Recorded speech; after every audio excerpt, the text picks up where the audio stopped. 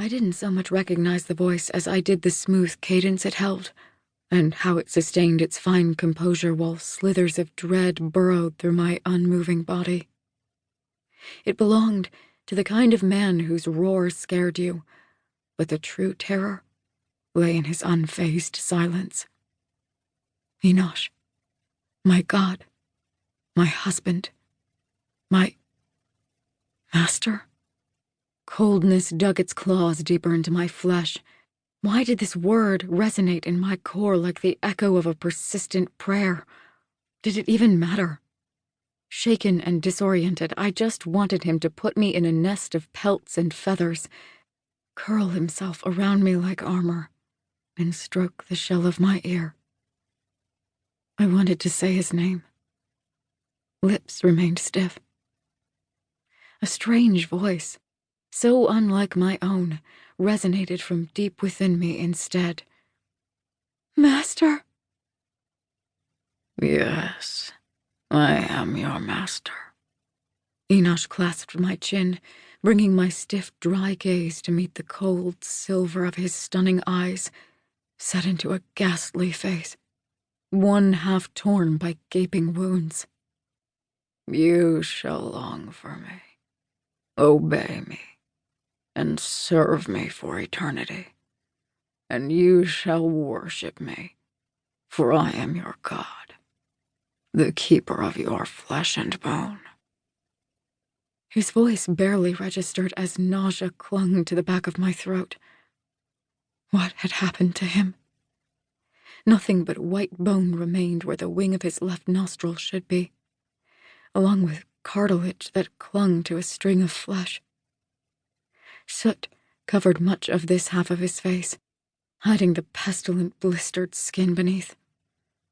Something had stripped his jaws to bone and teeth at the far back of one joint, leaving a hole for his breath to wheeze through with each inhalation. What to do with my faithless wife? Would I weave you into my throne, one joint at a time? He took my heavy hand and placed it onto the only remaining trace of his humanity, his warm cheek, and the cleaner trails where something must have washed the soot off the unmarred side of his face. Tears. Shall I shatter your bones into hundreds of pieces, as I had to do with mine, so your treacherous beauty will grace it right alongside your terrible betrayal? Betrayal. Cold dread burrowed between my ribs, and black fog smothered my thoughts, provoking memories of utter savagery.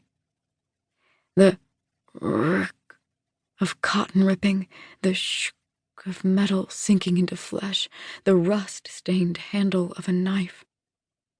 Smoky tendrils eclipsed any coherent thought. I understood none of this.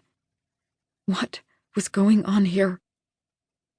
Shall I tell you, wife, of the many atrocities they have imposed upon me in captivity, while you pondered stew? Will knowing the burden of your conscience with guilt the way your disloyalty wears me down with the urge to punish you? He lowered his monstrous face to mine, nuzzling my cheekbone with the hard, crusty remains of his nose. I spent nearly a fortnight in the ceaseless lick of flames, my face burned away by priests in never-ending agony, save for the 3 times they decapitated me. Once to note just how my head would return, twice for the mere entertainment of it. And where were you, dear wife? Where were you? Captivity, flames, priests. Fear trickled across my scalp, pooling inside my head until my thoughts drowned in another blur of memories, only to emerge painfully clear. The attack in the forest, Enosh's capture, how I'd fled to Elder Falls, Pa's sickness, and my delay.